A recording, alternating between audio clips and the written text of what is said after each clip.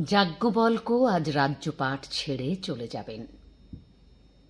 পিছনে পড়ে থাকবে সোনার সিংহাসন, স্ফটিকের স্নানাগার, রত্নখচিত চন্দ্রাতপ। স্ত্রীগণকে দিয়ে গেলেন গোধন, উর্বরা ভূমি, রত্নালঙ্কার।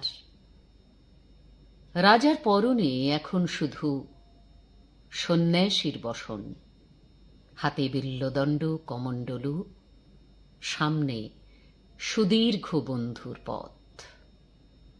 হঠাৎ পদশব্দ শুনে যাজ্ঞবল্ক্য পিছন ফিরলেন। দেখতে পেলেন মৈত্রেয়ীকে। তুমি এই ধূলি ধূসর দুর্গম পথে কেন? তোমাকে যে সহস্রাধিক গোধন দিয়েছি, তাতে তৃপ্ত নও তুমি? মৈত্রেয়ী বললেন, না। যে মহার্ঘ রত্নরাজি দিয়েছি, তাতেও সন্তুষ্ট নও? না।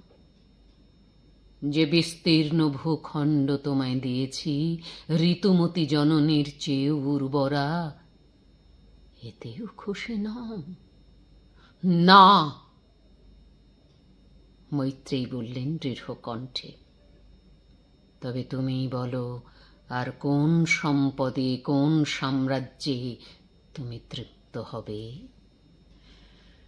মৈত্রেয়ী হাসলেন, ব্রীড়ায় একবার মাত্র নিচু করলেন চোখ। তারপর ঘন পল্লব মেলে দেখলেন নিবিড় আকাশ, দেখলেন সবুজ অরণ্য, অনন্ত সমুদ্র।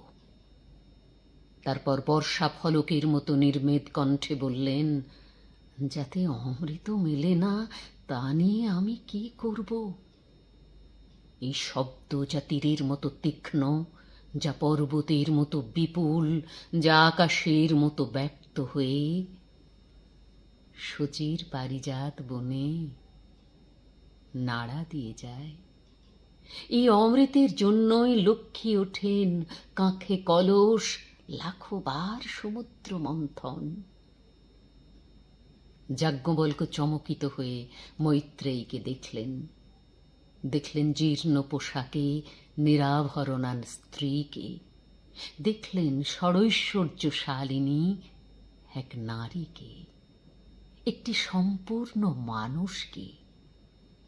যে মানুষের পায়ের নিচে সমুদ্র, দুহাতে আকাশ, নাভিতটে আদিগন্ত উর্বর ভূমি।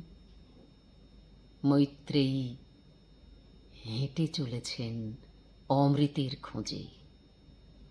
পিছনে পড়ে আছে রাজবসন, সুবর্ণ, সাম্রাজ্য, জীবন বীমা,